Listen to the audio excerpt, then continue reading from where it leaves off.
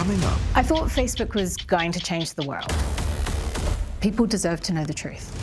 The explosive story Mark Zuckerberg tried to bury. A senior Facebook insider spilling their biggest secrets. What's happening inside the world's most powerful tech giant is unbelievable. In private jets, there's often a bedroom for the boss. She asked me to come to bed with her. Next on 60 Minutes. The hypocrisy is astounding.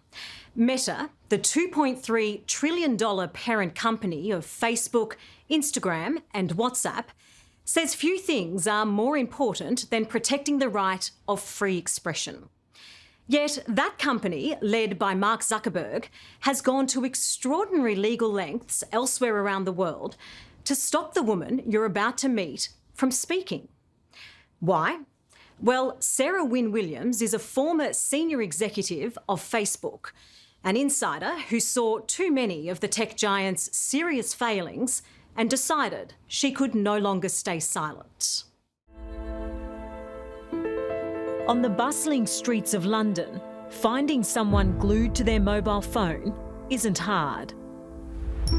If they were to look up and see Sarah Wynne Williams walking next to them, they wouldn't have any idea of the influence she's had on their daily lives.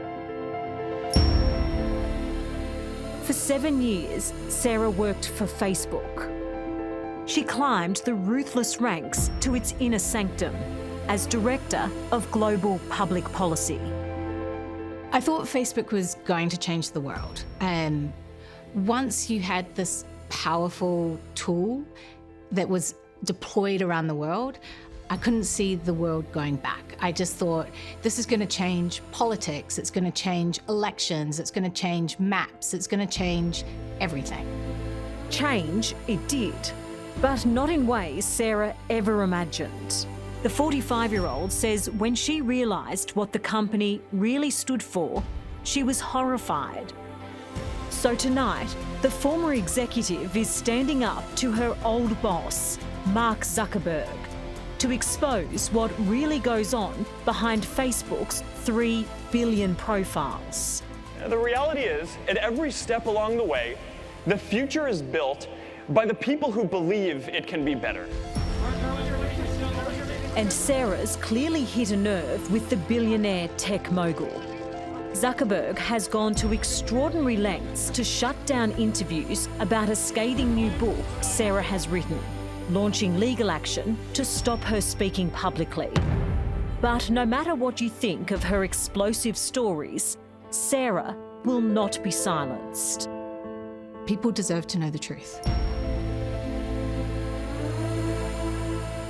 The mother of 3 is the most senior Facebook executive to ever break ranks. Sarah says working so closely with the CEO gave her a front row seat to the real Mark Zuckerberg, a man not as worldly as you might expect. What did Mark Zuckerberg think about politics when you first met him? Oh, he did not think about politics when I first met him.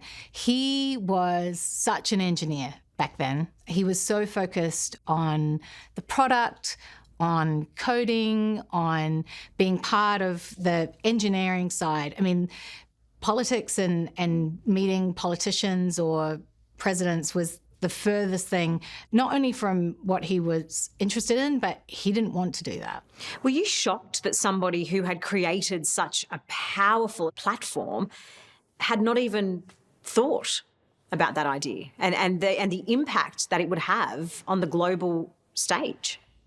I was totally baffled. I couldn't understand how someone can invent the greatest political tool of our time and not know they've done it. So it became Sarah's mission to educate her boss as they travelled the globe, organising meetings with the world's most powerful leaders. What's it like spending so long together on his private jet? Well, it's a lot harder because, you know, he doesn't watch movies, he doesn't watch TV. That's just 16 hours of hanging out. And the way that he likes to pass time is, board games and chatting. And it took me a while to learn that the expectation when you play a board game with Mark is not that you will just play. The expectation is that you will play and Mark will win. Did he know that? People were letting him win? I think when you're in a position like Mark is, when you're surrounded by people who are there to ensure that you're successful in every moment of what you're doing, I think it can be hard to know the difference between what is real and what people are doing to try and help you be successful. So it didn't matter how he won, it just mattered that he won. It didn't matter how he got there. Dimity, that is true of so many things about Meta. It doesn't matter how they win, it just matters that they get there. But there was one win Sarah says Zuckerberg couldn't quite comprehend. Donald Trump's thumping election victory in 2016. Really just beginning.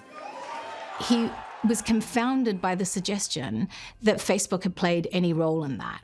And we were travelling on his private jet not long after the election and trying to say to him, look, Mark, you run a company that is premised on being able to influence the brand of toothpaste that people choose when they go to the supermarket. Like, if you can influence a brand of toothpaste, you can influence how people vote. And that idea was completely antithetical to how he thought about Facebook's role in politics at the time. Did you think he truly didn't understand it or he didn't want to believe it? I think he truly didn't understand it. And he was intrigued. He was very intrigued. How did you see Zuckerberg's attitude change about global affairs the more you travelled around and met with presidents and prime ministers? So Mark got more and more interested. He wanted more information. He was getting more curious about electoral systems and presidential terms and how, what did this power mean? Perhaps unsurprisingly, Sarah says the power Mark Zuckerberg was starting to wield went to his head. He was in the process of planning his next yearly challenge and started to think about, well, what if I started visiting, various states in America and then, sort of saying, oh, which state? And he started naming Iowa, New Hampshire, swing state after swing state. And then not long after that, the share structure that underpins Facebook an amendment was made to allow Mark to step away from the company for 2 years, but remain CEO if he wanted to pursue public service. So you're saying Mark Zuckerberg wanted to run for president? I'm saying he was interested in exploring the idea and went as far as to change the underlying structure of Facebook stock to allow him to step away for 2 years for public service. I, Donald John Trump, do solemnly swear that I will... While Mark is yet to make it to America's top job, there's no doubt about the influence the tech industry is having on global politics today. I think we really are in this moment where political leaders and tech CEOs are combining forces, that they're strengthening their power and influence. And that really does have consequences, particularly when touched by politics in every part of our lives. We're touched by technology in every part of our lives. And as they come closer together, their strength and power is compounded. Which is why Sarah says Mark Zuckerberg became more and more desperate to expand his $2.3 trillion business. In Beijing, he saw endless opportunities. That has been Mark's white whale, the final frontier in his mind. Why is Facebook so desperate to operate in China? Last year, without even being in the China market, Meta made over $18 billion from China. This is an incredibly important market to Facebook today. It underpins the value of the company and it underpins the future growth of the company. 我很高兴来北京，我爱这个城市。我的中文很糟糕，但是我的天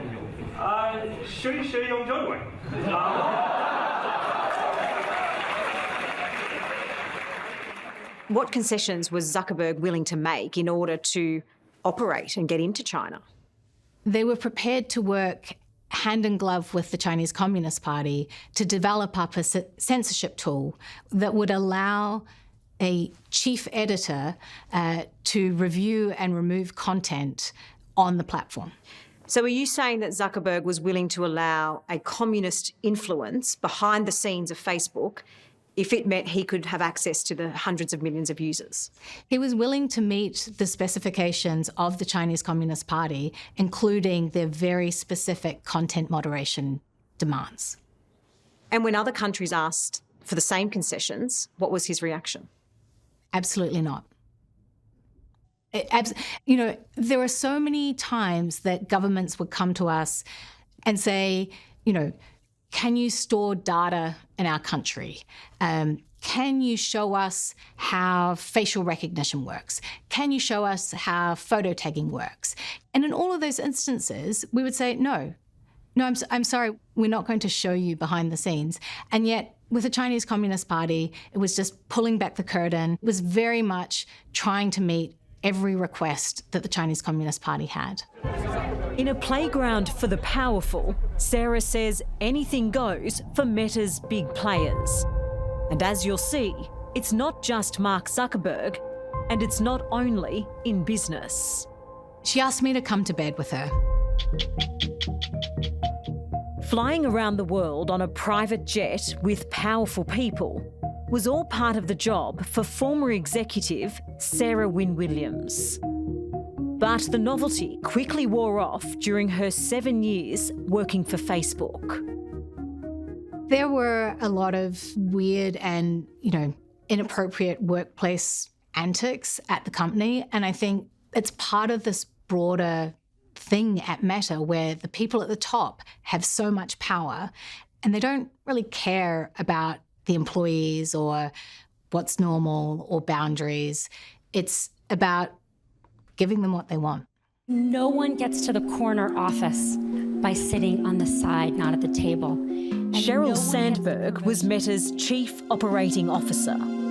She wrote the book Lean In, which launched a feminist movement to improve corporate culture for women in the workplace. We're going to lean in, believe in ourselves, and teach our daughters that they can do anything our sons can do. Sarah worked closely with Sheryl and says her behaviour at times went against many of the things the COO publicly campaigned for. In private jets, there's often a bedroom for the principal at the back of the jet. She asked me to come to bed with her. And that wasn't something I felt comfortable doing. I just think that you should not get into bed with your boss unless you want to, which in this case I did not. That's just bizarre, on the jet. Correct, on the jet. Sarah says she felt uncomfortable, but wasn't the only staff member to be treated the same way. Sandberg had a young female assistant who Sarah says was sent to buy and model thousands of dollars worth of lingerie. Even more unusual, Sarah also claims the pair would stroke each other's hair. I had my first child, and it's scary to have a child and have a job because you worry that you're going to go on maternity leave and someone is going to take your job away. Sarah admits she always put her work first and remembers it was certainly the case when she was 9 months pregnant, about to have her first child. Did you feel so indebted to the company, though, that, you're in the birthing suite and you're giving birth and you're still sending emails? Yeah, I'm really embarrassed about that. I did feel indebted to the company. I felt like I was always striving to prove what I could do and the value that I could bring.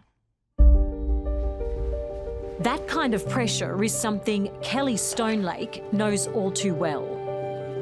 In the 15 years she worked for what's now called Meta, she helped develop one of the world's biggest virtual reality platforms. Welcome to a place of limitless possibilities.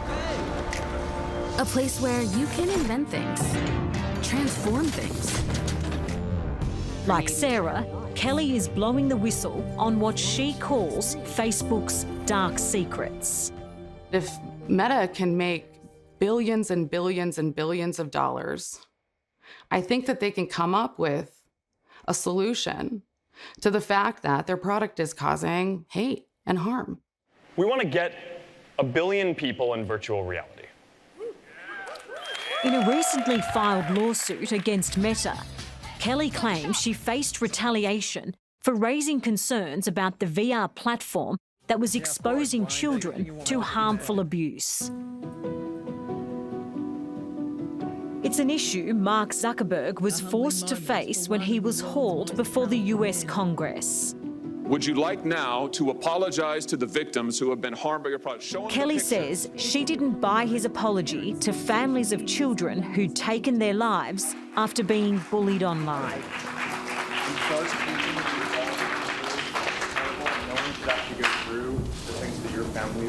Have suffered. Do you still think about those families? I do.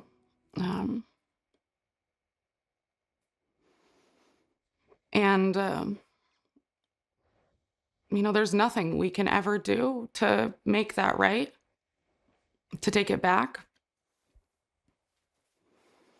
But what we can do is start demanding accountability from tech companies that claim to be making our lives a better place.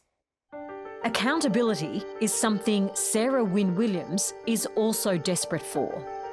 The former director of global public policy is on a crusade to expose Meta.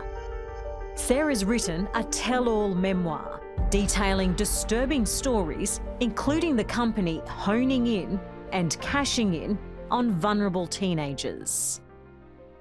The company had developed up the ability to assess when a teenager was feeling worthless or helpless. So to give you an example, if a 13-year-old girl deletes a selfie, she looks at the selfie and she's like, I don't actually want this on my Insta. I don't feel great about it. That's information that the company was able to take, and they were able to provide that as research to a beauty advertiser. Because to that beauty advertiser, they know that the moment that teen girl is feeling worthless is a really good time, from their perspective, to serve them a beauty advertisement. And that makes me feel sick. And the other thing that surprises me, and I was very shocked during my time in Silicon Valley, is how few of the executives allowed their teens to use the products. So to me, that tells me that they know. That's just blatantly irresponsible. Like, how on anybody's watch could you sit there and work for a company that is doing that?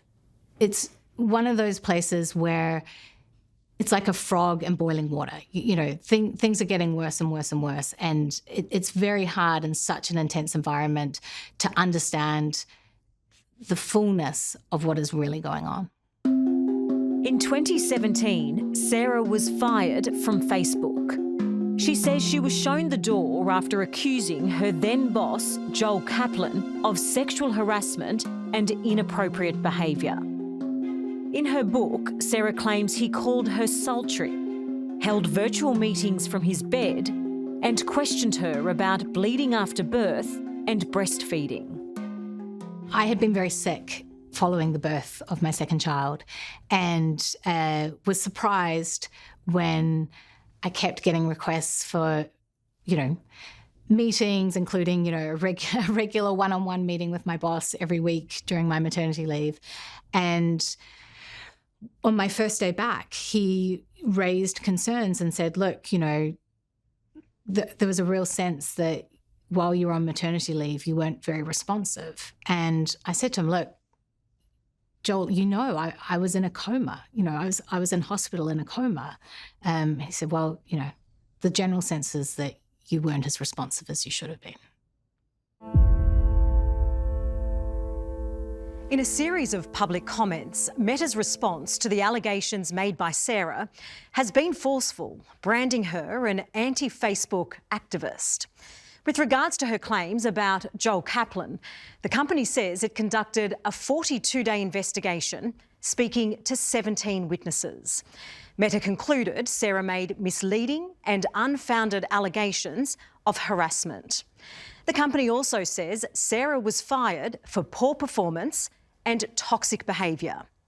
Joel Kaplan and Sheryl Sandberg have so far declined to comment publicly on the allegations Sarah has made against them. How do you respond to that?